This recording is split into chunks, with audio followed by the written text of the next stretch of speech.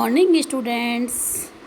आज अपन सारे बच्चे आप लोग 12th क्लास में आ गए हैं।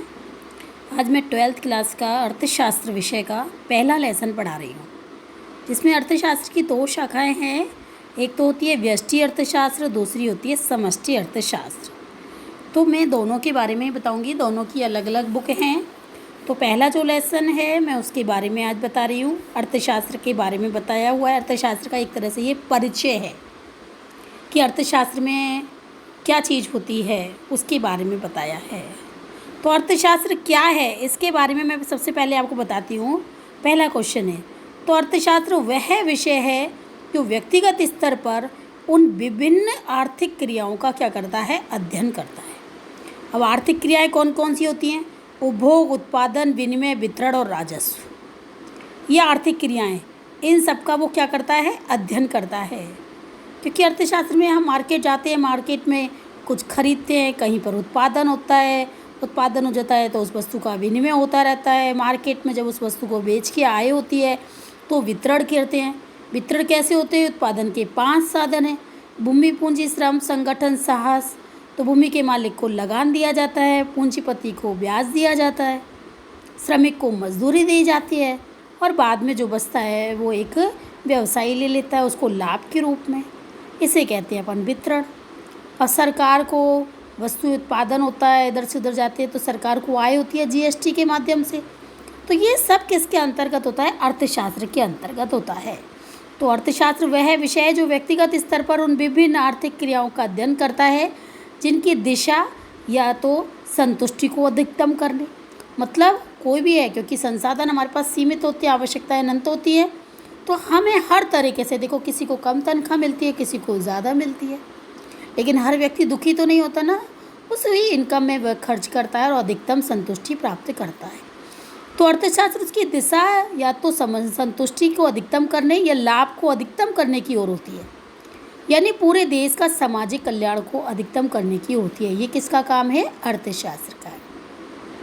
तो अभी मैंने बताई थी आर्थिक क्रियाएं कौन कौन सी हैं: उपभोग, उत्पादन, विनिमय, वितरण और राजस्व। अब आपने देखो हमारे पास संसाधन कैसे होते हैं? सीमित। संसाधन का मतलब धन यानी मुद्रा।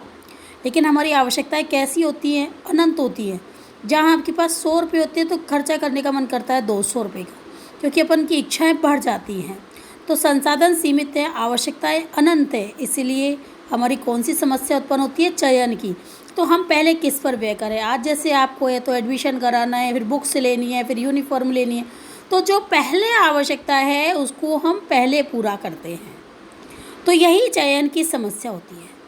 तो अत्यंत आवश्यकताओं की पूर्ति किस प्रकार से की जावे कि उसको अधिकतम संतुष्टि की प्राप्ति हो सके, ये तो है चयन की समस्या। अब आपकी चयन की समस्या किन कारणों से उत्पन्न होती है? तो चयन की समस्या निम्न कारणों से उत्पन्न होती है। एक तो संसाधन कैसे होते हैं? सीमित होते हैं। और संसाधनों के प्रयोग कैसे होते हैं? अलग अलग होते हैं। तो संसाधनों का वैकल्पिक प्रयोगों में बंटवारा किया जा सकता है। यानी आपके पास मुद्रा है, भूख लग रही है तो आपको मन करेगा मैं खाना खा लूँ, लेकिन आपको बुक भी लेनी है, लेकिन आपको कपड़े भी लेने हैं, आपको सब्जी भी लेनी है। तो आपको पहले किसकी आवश्यकता है? वैकल्पिक प्रयोग है। कौन सा विकल्प फर्स्ट रखा जाएगा, कौन सा विकल्प सेकंड रखा जाएगा, क्योंकि आपके पास मुद्रा कैसी है? सीमित है। तो समस्या किन कारणों से उत्पन्न होती है? 2 कारणों से। एक तो संसाधन सीमित है और संसाधनों के वैकल्पिक प्रयोग होते हैं, कई प्रयोग होते हैं। यानी मुद्रा तो है सीमित, उसके अपन कहाँ प्रयोग करना है, कैसे प्रयोग करना है, ये आपके ऊपर निर्भर करता है। ठीक है। अब अर्थशास्त्र की शाखा कहो या क्षेत्र कहो तो कितनी है? 2 है। एक तो व्यष्टि अर्थशास्त्र, दूसरा समष्टि अर्थशास्त्र। तो व्यष्टि अर्थशास्त्र को अपन जो बोलेंगे, व्यष्टि अर्थशास्त्र से आशय किससे होता है? विशिष्ट फर्म, यानी कि व्यष्टि का मतलब मैं आपको पहले बता दूं, लघु या सूक्ष्म इकाई से होता है, यानी बहुत छोटी इकाई, एक व्यक्ति, एक फर्म, एक संस्था, इसके बारे में जो अध्ययन किया जाता है वो व्यष्टि अर्थशास्त्र में किया जाता है। तो व्यष्टि अर्थशास्त्र ऐसे विशिष्ट फर्म, विशिष्ट व्यक्ति, विशिष्ट संस्था तथा व्यक्तिगत उत्पादक जैसी छोटी आर्थिक इकाइयों के अध्ययन से होता है। जैसे इतने सारे स्कूलों में कहा जाए मानसरोवर के टैगोर विद्या भवन के बारे में पता लगाओ, तो इंडिविजुअल इकाई हो गई, कितने सारे हैं, वैशाली में है, शास्त्री नगर में है, सिटी में है, बहुत सारे स्कूल हैं टैगोर के। लेकिन आपका नाम क्या हो गया, मानसरोवर, तो वे एक विशिष्ट इकाई हो गई।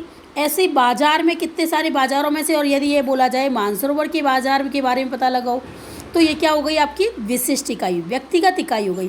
तो एक व्यक्तिगत इकाई का अध्ययन जिसमें किया जाता है वो कौन सी होती है, व्यष्टि अर्थशास्त्र होती है।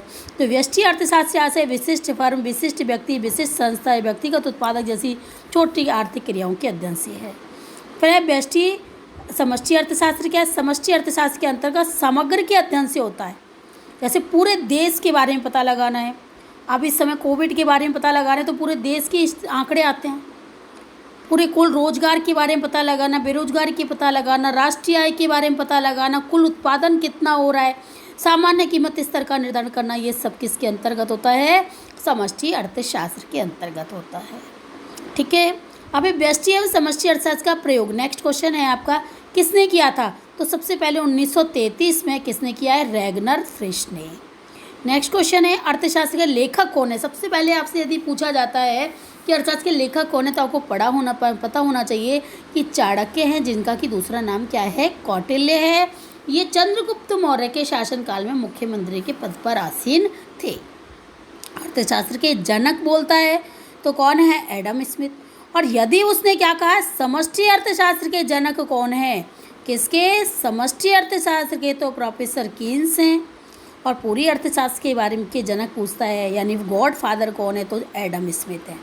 व्यष्टि से तात्पर्य लघु एवं सूक्ष्म इकाई से है, समष्टि से तात्पर्य बृहद या बड़ी इकाई से है। इसको आप कॉपी में पर डे करते चलना, क्योंकि यही अब पढ़ाई रह गई है, आप भी अच्छे से जानते हो। आप अच्छे से जितना पढ़ाया जाए उसको कॉपी में उतारते चलना, क्योंकि यही आपके आगे चल के नोट्स कहलाएंगे। स्पेशल से अलग से कोई नोट्स नहीं होते। ठीक है, ओके।